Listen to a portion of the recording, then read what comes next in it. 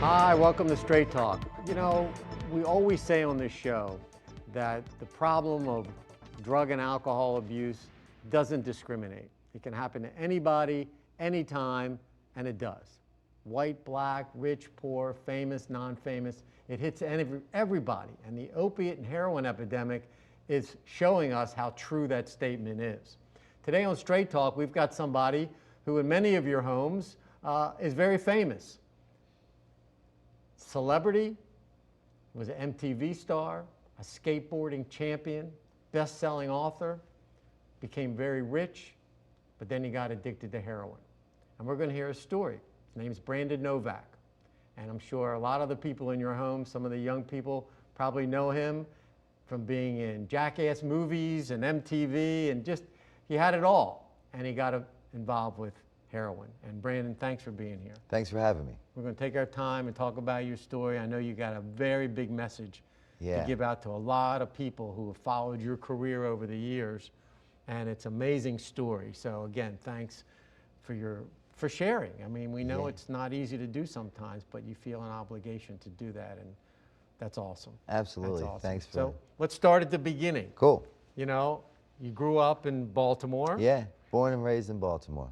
Mother still lives here in Little Italy. Oh, that's great. That's great. How did you get involved? I mean, you started skateboarding young? Yeah, I mean, was skateboarding your big thing? At the age of 7, my sister gave me my first skateboard. And the night my mother put me to bed, she said, "Brandon, what do you want me to do with the skateboard?" I said, "I want it in bed with me." She said, "Why?" I said, "Because if I die, I want it to come with me."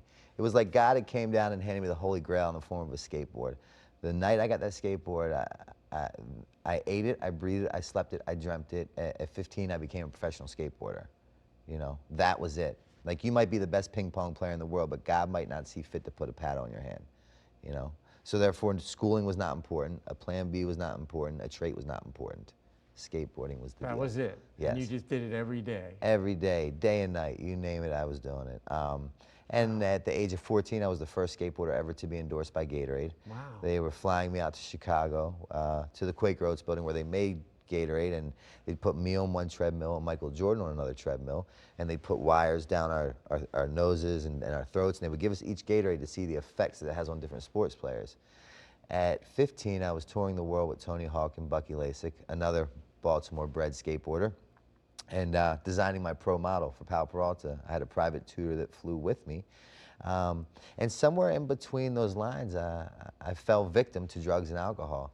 But the thing with me is I was very successful at such a young age that people thought that, like, I really had a good head on my shoulders. And I did, but by the time drugs and alcohol got a hold of me and people realized the severity of my situation, it was like I was unsalvageable, if you will. Yeah, sure. But here you were, traveling almost the world. I mean, you were all over with the top skateboarders in the world, in the country. And skateboarding at that point was probably just really blossoming. I mean, Tony Hawk was like, you know, like a god to many people. And here you were, part of that crowd at such a young age. Yeah. And I would imagine, again, given the time, drugs and alcohol were always there. Yeah, and the thing was, I was a really young kid, and I always ran with older skaters. And there wasn't a lot of accountability in my work. You know, I didn't have a 9-to-5 that I showed up for. I didn't have a boss that I had to say, "Hey, I'm here for the day." My accountability was sending a video part out to California once a month, calling my team manager, which was in California. I wasn't the kid that had to be in when the street lights were on. Right. You know what I mean? Yeah. So, and it was a fast life. Exactly. I mean, my God, it was probably all over the place. Yeah. What did you start doing? I had my first drink at the age of 8. Yeah. Smoked a little bit of weed afterwards. My story isn't one that says I lacked self-esteem, I lacked pride, I lacked the ability to make things happen. You know, I wasn't the kid that walked into class 20 minutes late in fear that everyone was staring at me. I walked into class 20 minutes late thinking that everyone was waiting for me. You know, I had opportunities, I had chances, and the thing is I lived with a cautionary tale. My father was a drug addict and an alcoholic. He died as a direct result of the disease of addiction, and I swore that I would never become him, and I hated drugs and alcohol because I saw what it made him do to me, to my mother, to my brother, and my sister. I actually excelled at everything I did to not become that man. But like you said in the beginning of the segment, the disease of addiction does not discriminate. From Yale or jail, the White House or the outhouse, the results are all the same, and 1 out of 5 people will be affected. My mother's a nuclear physicist on the board of Mercy Hospital. My brother's an attorney in the White House that practices pensions and benefits. You know? Yeah, who knows? Yeah. I mean, who would have predicted that? No, Right? For you. No one saw it coming, Right. and more importantly, I didn't see it coming. But it's a great example. We talk about addiction being a disease, it Yes. passes on, which might have been your Yeah. case. But it also talks about environment. Yeah. The environment you live in, you play in, you work in, has such an impact. We talk about peer pressure, things like that all the time. Yeah. And obviously you were involved with a lot of peers who were getting high and drinking and having a good time. So you joined. Yeah, yeah. I can give a lot of opinions of Right. why I turned out the way I did. I want to believe that it was hereditary. My father was an addict, alcoholic. His father was an addict or an alcoholic. My brother and my sister were by a different man. My mother, my brother, my sister, no problem. I'm the only one by my father, and it seemed to come down the line. Yeah, I was certainly predisposed. So you started drinking early, Yeah. then Then I got Smoking into weed. smoking weed, and then, you know, the progression had taken place. Yeah. Then eating pills, and do a little bit of cocaine. And then one day I went and sold a whole bunch of weed to somebody, and they were short on the money, and they gave me a $100 bag of heroin. I put it in my drawer. I forgot about it for about a month. One day I was going to get a pair of socks out of my drawer, and I found this bag of heroin. And I cut it up, I sniffed a line, and instantaneously I threw up. But instantaneously I fell in love, you know? isn't that amazing? Yeah. That's the story you hear. Yeah. People say, I got sick the first time I did heroin, but I couldn't stop. I had to do it Absolutely. again. Yeah. And how old were you at this age? This time? That was 16 years old. 16. So then around the time when heroin became very prevalent in my life, Pal Peralta had found out I was using drugs, heavy. And I got a phone call from Tony Hawk, my idol, my god, if you will. And the phone call went like this: Brandon, we have 2 options for you. We can put you into treatment, you can save your life, or you continue to be a professional skateboarder, or you can quit the team. Now, I had got my first skateboard at the age of 7, and I was going to be a professional skateboarder. Now at 16, I'm presented with this ultimatum: continue to be a professional skateboarder or go to rehab. I didn't have a breath of fresh air in my lungs when I said I quit. Because me being the addict, alcoholic that I am, any sentences that require me to be honest, reliable, or dependable, I tend to shy away from. And the reality is anything between me and that next bag, bottle, or pill must and will go, and it's not personal, it's business. It's par for the course in the game that we play called addiction. And you quit. Yeah, just like that. Because heroin would, at that time, heroin was more important in Yeah, your career. Of course. Yeah. Absolutely. Yeah, it's amazing. Yeah. You know, and people watching are sitting there wondering how that can happen. But you just said that's addiction. Yeah, you know. That's the choices an addict makes. I wasn't a kid that put his hand up in 7th grade and said, you know what, Teach, I want to be a homeless heroin addict when I grow up, living on the streets of Baltimore City, selling my body on the corner of Eastern Avenue and Patterson Park for $40. That's what I want to aspire to be. No, that was not what I wanted. No. We're talking with Brandon Novak, world famous skateboarder in movies, MTV. We'll talk about his book. He's been through heroin addiction. He's been through it. And now he's trying to help others and save some lives. And that's what we're doing here today on Straight Talk. So we're going to take a quick break, come back, and continue talking with Brandon. So stay with us. We're coming right back to Straight Talk.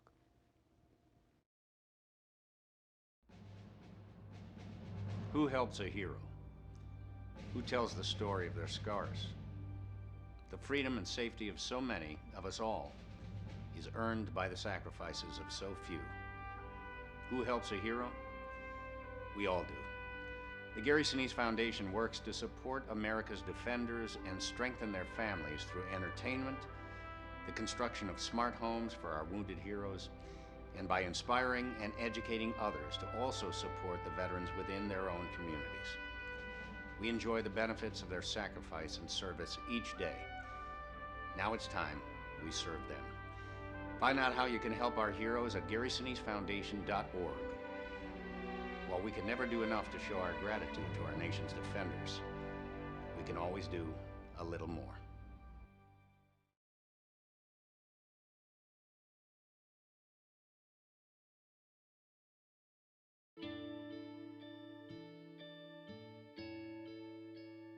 calls me googly eyes.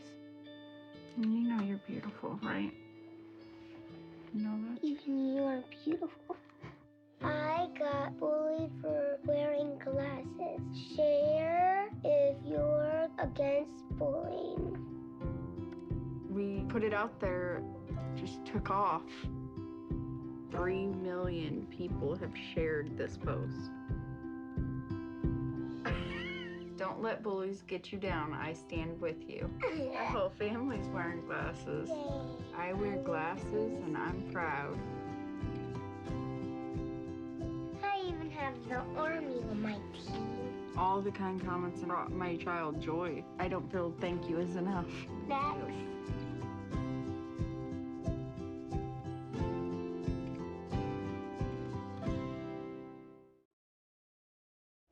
Hi, welcome back to Straight Talk. We're talking with Brandon Novak. He's a world famous skateboarder. He's an author. He's a celebrity. He's been in movies, MTV. There's someone in your house who probably knows about Brandon Novak. And now you're hearing another part of his story, which is his addiction to heroin and his recovery. And he's trying to share that message. And Brandon, again, thanks for spending this much time and getting the message out. Yeah, And telling your story. You know, we left it when you just started using heroin. Yeah. And we talked about that love that people get for heroin that the public doesn't seem to understand. Yeah. And then it must have just kept going. It did. It continued to progress to places that I never thought I would enter.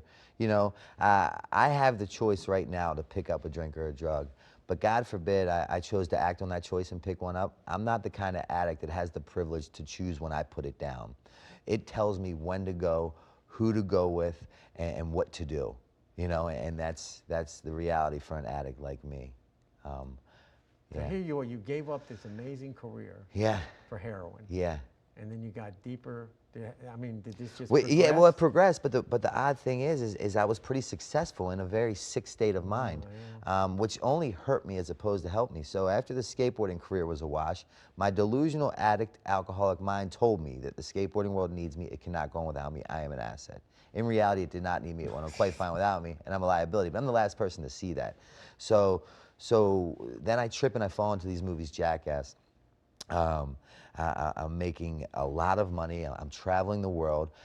In theory and on paper, I'm a very successful individual. Had did things in life that people equate to success or happiness, and that some even dream of doing. In reality, I can't keep a needle out of my arm. And now, just like that skateboarding world, the same thing happens with the Jackass world. Checks are now being diverted to my ex-fiance. The production company says, if we book him the flight, will he make the flight? Let's say we book him the flight and he makes the flight, what condition will he be in when he gets here? Let's say we book him the flight and he makes the flight. It's the same thing that's gonna happen as it did last time, where we have to kick the bathroom door down in Paramount Studios and find him dead on the ground with a needle in his arm, you know? But my delusional alcoholic mind said, the Jackass world needs me, it cannot go on without me, I'm an asset. In reality, it did not need me, it went on quite fine without me, a liability. Now, in between this time, I'm in and out of treatment centers. At this point in time, I'm probably at about 10 treatment centers. My mother has now bought me a plot. People have taken life insurance policies out on me.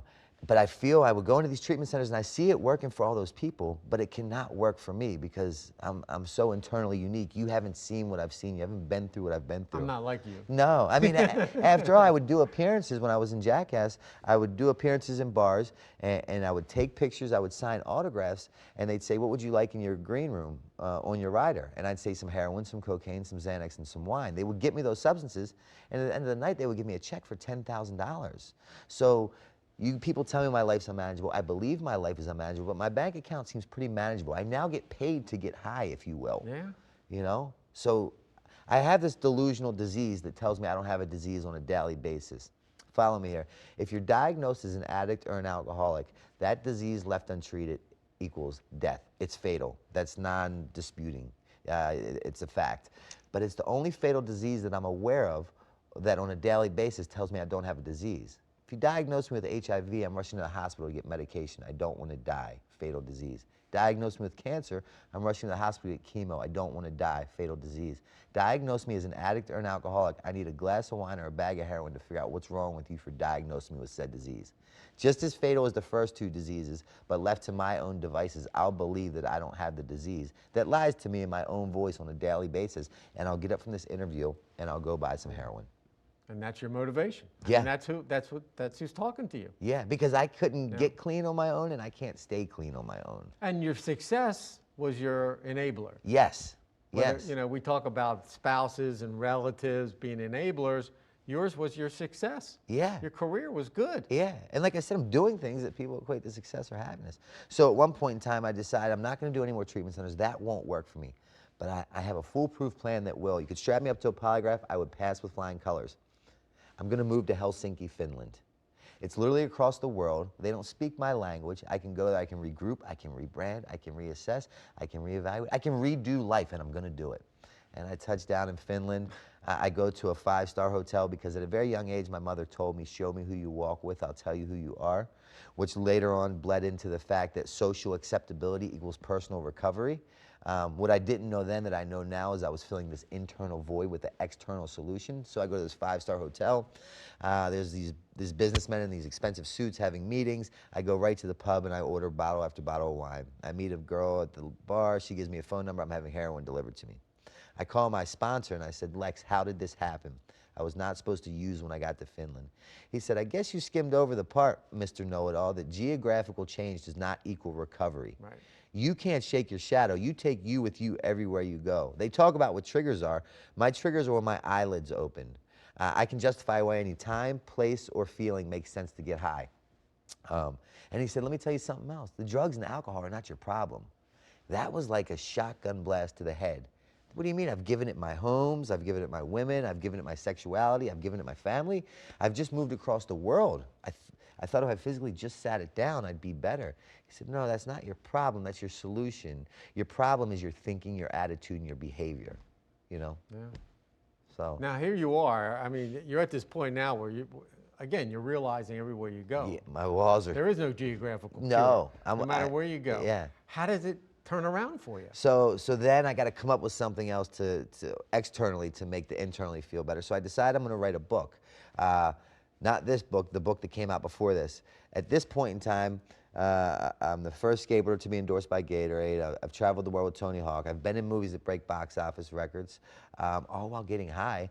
And now I'm going to write this book. And I have no GED. I have no high school diploma. I got that after my first book was published in prison. And the only reason why I took my GED in jail is because if you passed, you got a pizza party that was supplied by Domino's. And that's a no-brainer for somebody in prison. But I aced that test like a Harvard graduate because it was my idea. The reason why I did so bad in so many treatment centers, so many meetings for so long is because it wasn't my idea. Because I know everything, you tell me what I need to do, I tell you why you need to F off. Yeah. So I decided I'm going to write a book. I write the book gets published. Then it becomes a New York Times seller. I'm now a published author who's written a book on addiction. I'm receiving hundreds of thousands of pieces of mail from all over the world of people like you saying, I've read your book, I didn't want my story to get as bad as yours, I have 30 days. People like you saying, I read your book, I understand when my daughter picks the needle over coming to have dinner with me on the weekends. Not because it was a bad dad, because she suffers from the disease of addiction. I internalized that as I just came up with the 12-step program. You know, Because it was yours. Yes, I did As long that. as it's I'm yours. saving all Right. these people's lives, but I can't keep a needle out of my arm. So then the night my book signing is, my book's being released in Times Square at New York City, my literary agents are there, my publishers are there, my manager's there, all these well-to-do people in the scholarly world, but I don't have any heroin that day. And I didn't know then that I know now. It would not be a good look me sitting there doing an autograph signing on a book Nodding written about out. addiction while nodding out. But my disease of addiction doesn't Right. care. I don't have the privilege to say, hey, I have to work right now. I'll get back to you in 2 hours. That's the funny part of the story. Yeah. So when they wheel my books in, me and my buddy, we stand up in unified precision, and I steal 2 boxes of my books, he grabs 2 boxes, we leave the book signing, jump on a train, come right back here to Baltimore, and I autograph and sign them to 2 different stores. I'm now stealing my own addiction memoir books to go sell in Baltimore City to buy more heroin. How did I get here? That wasn't my plans, wasn't my intentions.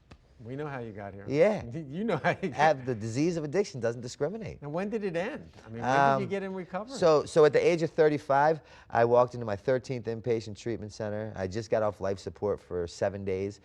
In theory, on paper, very successful individual. In reality, my worldly possessions consisted of 8 scarves, 2 jackets, 3 socks, 1 stick of deodorant that fit into a bag that doubles as a pillow, and 4 cigarette butts that I dug out of a receptacle. I found myself at a point in life where I wanted to kill myself on a daily basis, but I didn't want to hurt myself in the process. I was horrible at suicide because I kept waking up. I was at a place where I was so low the curb looked like a skyscraper. So I finally realized that the one thing that I do know is that I don't know. And my very best thinking, despite all the books, the movies, the skateboarding, my very best thinking got me walking into my 13th inpatient treatment center, begging for help.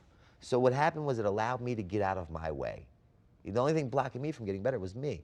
So I successfully completed that 90-day treatment center, went to a sober living house for 1 year, got a job washing dishes and waiting tables at a local diner, and you know. That was a start. Yeah. When was this? That was May 25th, March 25th, 2015.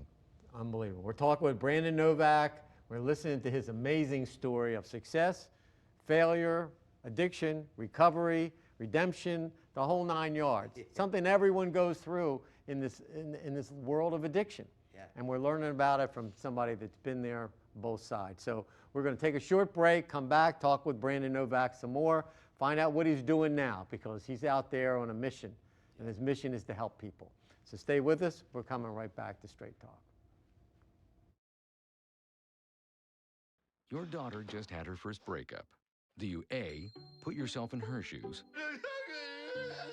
B, console her? Don't worry, sweetie. This is gonna happen a lot. Or C, find her a new boyfriend? Nice, single boys. That was weird. As a parent, there are no perfect answers. But you don't have to be perfect to be a perfect parent. Thousands of teens in foster care will love you just the same.